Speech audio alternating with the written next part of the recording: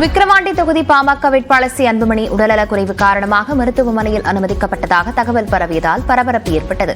விக்கிரவாண்டி சட்டமன்ற தொகுதி இடைத்தேர்தலுக்கான வாக்குப்பதிவு இன்று நடைபெறவுள்ளது. இந்நிலையில் நேற்று இரவு பாமக வேட்பாளர் சி அன்புமணிக்கு திடீரென உடல்நலக்குறைவு ஏற்பட்டு விழுப்புரத்தில் உள்ள தனியார் மருத்துவமனையில் அனுமதிக்கப்பட்டதாக தகவல் வெளியானது.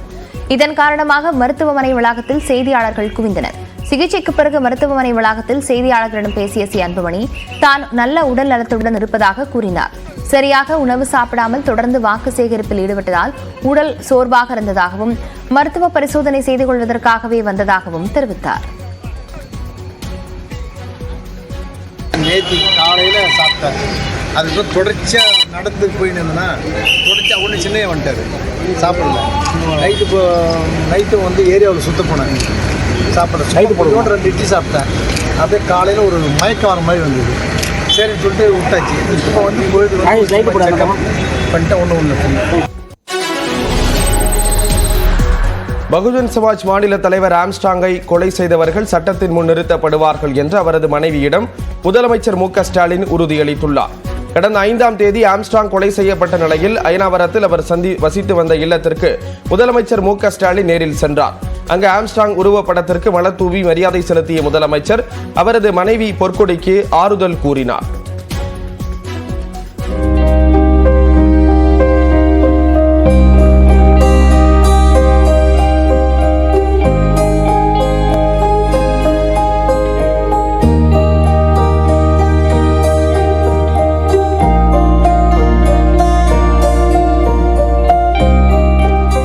இதையடுத்து எக்ஸ் பக்கத்தில் பதிவிட்ட முதலமைச்சர் ஆம்ஸ்ட்ராங் கொலையில் தொடர்புடைய அனைத்து குற்றவாளிகளையும் கைது செய்து சட்டத்தின் முன் நிறுத்துவோம் என்று அவரது குடும்பத்தினரிடம் உறுதியளித்ததாக தெரிவித்துள்ளார்.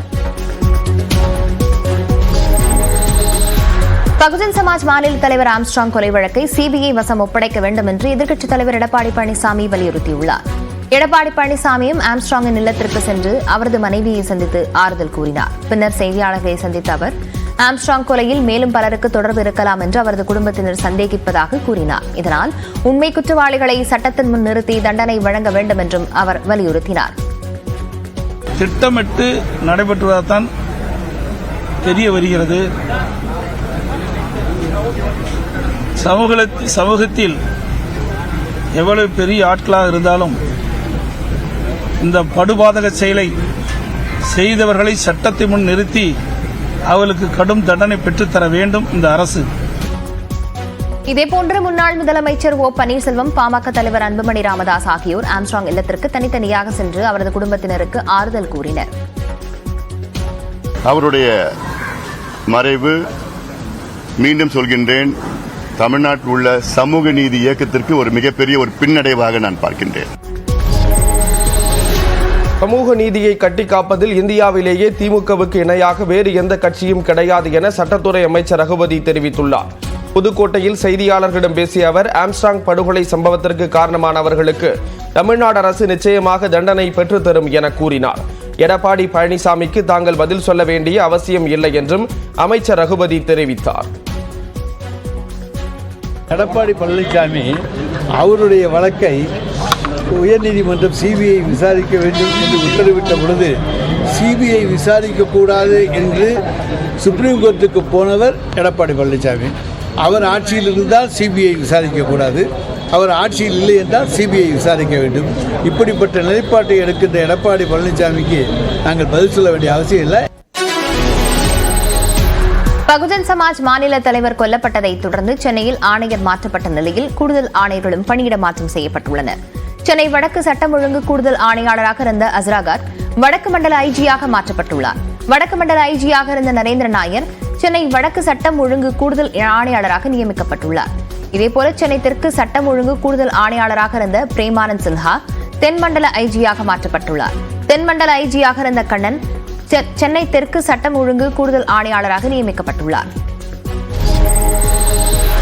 தாம்பரம், சேலம், திருப்பூர் மாநகர காவல் ஆணையர்களும் பணியிட மாற்றம் செய்யப்பட்டிருக்கிறார்கள். இதன்படி தாம்பரம் ஆணையராக இருந்த அமல்ராஜ் மதுவிலக்கு அமலாக்கப் பிரிவு கூடுதல் டிஜிபியாக மாற்றப்பட்டுள்ளார். மாநில குற்ற ஆவண பிரிவு கூடுதல் டிஜிபியாக இருந்த அபின் தினேஷ் மோடக் தாம்பரம் ஆணையராக நியமிக்கப்பட்டுள்ளார். சேலம் ஆணையராக இருந்த விஜயகுமாரி சென்னை ஆயுதப்படை ஐஜியாக மாற்றப்பட்ட நிலையில் திருப்பூர் ஆணையராக இருந்த பிரவீன்குமார் அபினபு சேலம் மாநகர காவல் ஆணையராக மாற்றப்பட்டுள்ளார். சென்னை ஆயுதப்படை ஐஜியாக இருந்த லட்சுமி திருப்பூர் ஆணையராக நியமிக்கப்பட்டுள்ளார். கூலிப்படையை ஒழிக்க காவல்துறை கடும் நடவடிக்கை எடுக்க வேண்டும் என்று வணிகர் சங்கங்களின் பேரமைப்பு தலைவர் விக்ரமராஜா வலியுறுத்தியுள்ளார். நிலையில் செய்தியாளர்களிடம் பேசிய அவர் கஞ்சா விற்பனை குறித்து புகார் அளிப்பவர்களுக்கு உரிய பாதுகாப்பு வழங்க வேண்டும் என்றும் கேட்டுக் கொண்டார். கஞ்சா சாவகாசம் உள்ளது. எந்த பகுதியில் இருந்தாலும் அவர்களை காட்டிக் கொடுப்பவர்களை அவர்கள் தாக்குகின்றார்கள். ஆகவே அவர்கள் மீது சட்ட திருத்தம் ஏற்பட்டு 15 வழக்குகள் 20 வழக்குகள் என்று அவர்களே அவர் பாராட்டக்கூடிய நிலையில் இருப்பவர்களை அடையாளம் கண்டு இரும்பு கரம் கொண்டு அரசு கட்டுப்படுத்த வேண்டும் என்பதை தமிழ்நாடு வணிகத்துறை பேரமைப்பு வலியுறுத்துகிறது. கப்பலூர் சுங்கச்சாவடியில் உள்ளூர் வாகனங்களுக்கு கட்டண சலுகை ரத்து செய்யப்பட்டதை கண்டித்து போராட்டம் நடத்தப்படும் என்று அதிமுக முன்னாள் அமைச்சர் RB உதயகுமார் தெரிவித்துள்ளார். மதுரை மாவட்டம் கப்பலூர் சுங்கச்சாவடியில் இன்று முதல் உள்ளூர் வாகன ஓட்டிகளிடம் 50% கட்டணம் வசூலிக்கப்படும் நடைமுறை அமலுக்கு வரவுள்ளது. இந்நிலையில் சுங்க கட்டண சலுகை ரத்து செய்யப்பட்டதை கண்டித்து RB உதயகுமாரிடம் பல்வேறு தொழிற்சங்கங்களைச் சேர்ந்த வாகன ஓட்டிகள் மனு அளித்தனர். அதன்பின் செய்தியாளர்களிடம் பேசிய RB உதயகுமார் கப்பலூர் சுங்கச்சாவடி விதிமுறைகளுக்கு புறம்பாக அமைக்கப்பட்டுள்ளதால் அதனை அகற்ற வேண்டும் என்று வலியுறுத்தினார். சுங்கச்சாவடியை உடனடியாக அகற்றணும்னு ஏற்கனவே நாங்கள் பலமுறை கடிதம் கொடுத்துருக்குறோம், போராட்டம் பண்ணியிருக்கிறோம். ஒட்டுமொத்த திருமங்கலம் தொகுதி மக்களும் போராட்டம் தொடர்ந்து நடத்திட்டு வர்றாங்க. இந்த போராட்டக்குழு முன்னெடுக்கிற அனைத்து போராட்டங்களுக்கும் நாங்களும் எங்களுடைய பொதுச்செயலாளர் அனுமதியை பெற்று அவர்களோடு இணைந்து இதுக்கு ஒரு தீர்வு காண வேண்டும். பெட்ரோல் டேங்கர் லாரி ஓட்டுநர்கள் இன்று ஒருநாள் அடையாள வேலைநிறுத்த போராட்டத்தில் ஈடுபட்டுள்ளனர். சென்னை தண்டையார்பேட்டையில் உள்ள இந்தியன் ஆயில் கார்ப்பரேஷன் நிறுவனத்தில் அதிகாரிகள் சர்வாதிகார போக்குடன் செயல்படுவதாக லாரி ஓட்டுநர்கள் மற்றும் உதவியாளர்கள் நல சங்கத்தினர் குற்றஞ்சாட்டுகின்றனர். இதனை கண்டித்து இன்று ஒருநாள் வேலைநிறுத்த போராட்டத்தில் ஈடுபட்டுள்ளனர். இதன் எதிரொலியால் சென்னை, செங்கல்பட்டு, திருவள்ளூர், காஞ்சிபுரம், விழுப்புரம், திருவண்ணாமலை உள்ளிட்ட பல்வேறு மாவட்டங்களில் டீசல் மற்றும் பெட்ரோல் தட்டுப்பாடு அபாயம் ஏற்பட்டுள்ளது. விருதுநகர் மாவட்டம் சிவகாசி அருகே பட்டாசு ஆலையில் ஏற்பட்ட வெடிவிபத்தில் 2 உயிரிழந்தனர். காளையார்குறிச்சியில் முருகவேல் என்பவருக்கு சொந்தமான தனியார் பட்டாசு ஆலையில் தொழிலாளர்கள் பணியாற்றி வந்தனர்.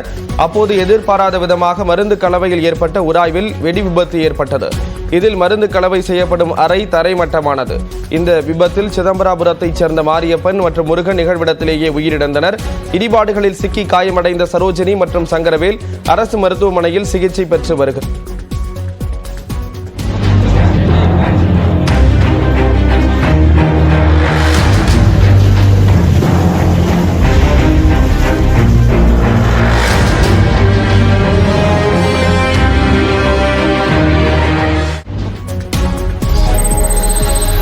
காளையார்குறிச்சியில் வெடி விபத்தை தொடர்ந்து பட்டாசு ஆலை உரிமத்தை ரத்து செய்து ஆட்சியர் ஜெயசீலன் உத்தரவிட்டுள்ளார்.